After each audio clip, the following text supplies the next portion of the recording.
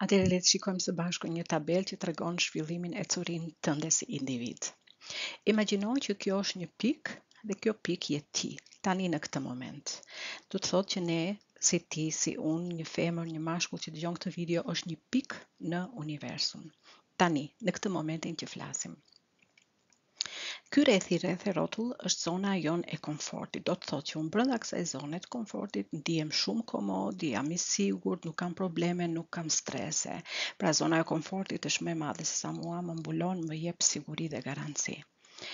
Mirë po ndodh që ne kërkojmë të rritemi, do të thotë të shkojmë drejt suksesit, të arrijmë qëllimet tona, të zhvillojmë personalitetin ton dhe kërkojmë që pas shumë vitesh, x vitesh, vitet varen nga qëllimi i asaj që do të arrish, mund të jetë për 1 vit, mund të jetë për 2 vjet, mund të jenë 7 vjet, 10 vjet, pra në varësi të asaj që ti do të arrish qëllimi tënd, je ti i zmadhuar pas x vitesh. Sa më i madh jetë qëllimi që ne duam të arrijmë, aq më i madh është edhe aq më të shumta janë problemet, por aq më sigurt është dhe ajo që ne kërkojmë të arrijmë, sepse nuk ka probleme që na pengojnë.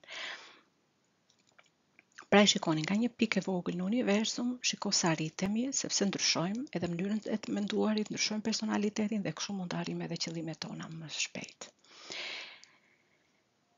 E shikoni këtu me të kuqe, është një zonë pikërisht tek rrethi ku ne kërkojmë ndonjëherë të dalim. Dhe në këtë moment kur ne prekim rrethin, pjesën anësore të rrethit, tamam ajo pika e kontaktit që na nxjerr nga zona e komfortit, shikojmë që është një zonë me të kuqe dhe kjo jep alarmin në trurin ton që na shkakton frikë, na shkakton ankth, na shkakton stres.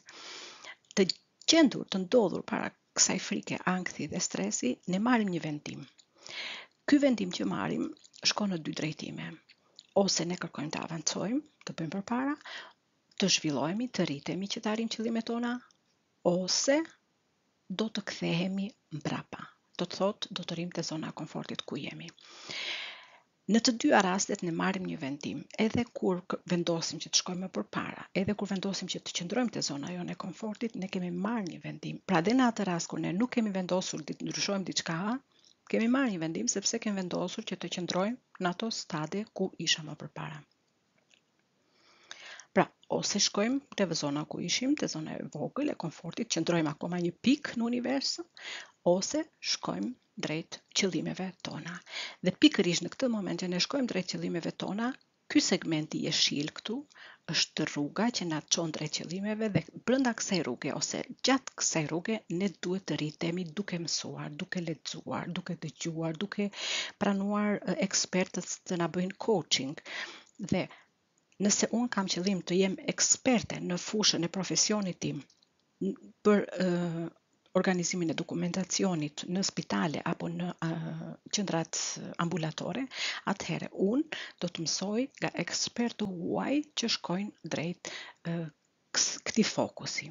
Pra, kjo periudha këtu më shërben mua që unë të mësoj prej më ekspertëve. Dhe është pikërisht periudha e mësimit të vazhdueshëm.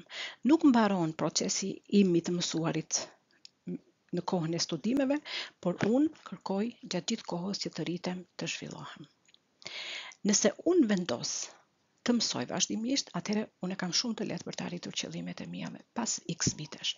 Nëse unë vendos që të qëndroj në zonën time të komfortit, për momentin jam në këtë zonë të komfortit, ama nuk kam siguri që pas disa vitesh, unë si person, si individ në universum do të zvoglohem, do të tkurem, dhe zona ime e komfortit zvoglohet akoma, siguria është akoma më e vogël, dhe kjo ndodh pas disa vitesh, varet, nuk e përcakton dot pas sa vitesh, por ajo që është e rëndësishme është që gjithmonë ndodh tkurja e individit dhe e zonës së komfortit, sepse teknologjia avancon, njohuritë avancojnë dhe nëse ti nuk i bën update, atëherë automatikisht je i tkurur dhe je i aneksuar nga tregu i punës dhe nga tregu ku të pret një sukses.